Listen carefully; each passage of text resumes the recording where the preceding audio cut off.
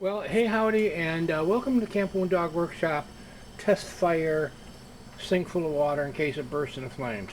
Um, Second fire on this guy. This is a Lind-o-lite that cousin Sean Smith sent me. Some repairs are simple, some are a little more complicated, and some are heroic. This ended up being heroic, and I'll tell you why. The post office decided that the package would look better upside down with somebody jumping on it. So when we got it, the whole burner symbol and everything was cattywampus to the side with a huge dent around almost half of the font. Because of the nature of that dent, I couldn't use my regular solder and dent puller, so I went with the old tried and true, fill it up with water, make sure there's no air in it, and freeze it. And as it froze, it popped out, and fortunately it popped out just right. So that was a very minimal labor thing, you know. It just took a half hour to do that, which was great. The main issue that he originally sent it to me for was that the valve would not unscrew. And what happened was the bung had come unsoldered from the font. So I had to carefully resolder the bung, take all this stuff off, and then it was really quite a bit of effort to get the valve out of it. The problem with the valve was the knob and half the valve stem was busted off and the rest of it was stuck in the valve. I wasn't able to get that out, so I had to carefully drill a little tiny hole and get my little miniature easy out and pull it out. And there was no way that I could resolder or rebraze the stem to what was left of the valve stem. So I looked at all my boxes. I didn't have any threads of valves that fit, couldn't find anything online that was the right size. So I had to go heroic. What I did was, from one of my suppliers, I just bought a generic 90-degree valve.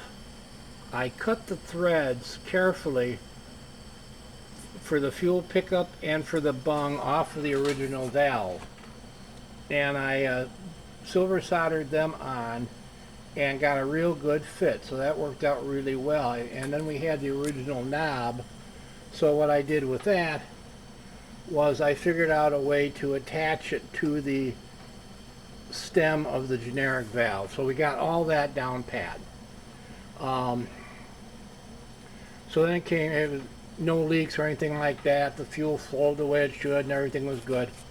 So I took the original Lind-o-lite generator, this guy here, and cleared it as best as I could. And I got bubbles on the end when I blew in it, and I tried firing it up, and it fired, but it was really a very, very weak burn. I wasn't happy with it at all. So I thought, I know, I'm just gonna get a Coleman generator and try that, since the thread pitch is the same on both of them. The problem was, and I think Lind-o-lite did this on purpose. I don't know if you can see that. The Lind-o-lite is longer than the Coleman, so you can't screw a Coleman into the socket on a Lind-o-lite. It won't seal up. So I thought, stinking heck, what can I do? Well, what I ended up doing, I got a little brass compression fitting. I had to carefully sand it down a little so it would drop into the socket, and then I was able to get a real good tight fit for an R55. And the first test fire, I just used those cheap Chinese mantles just to see if everything would work. So this one's got an R55 jumbo and Peerless thorium mantles from Dan Davis. And this thing runs like a champ. We got it good and straight. The top dent is completely out. There's still a little bit of a shadow here. I couldn't get this out, but I got most of it out. I didn't want to monkey with. So this was a heroic repair, and I'm so happy it worked out. All right, thanks for stopping by Camp Dog Workshop. We'll talk to you later. Goodbye.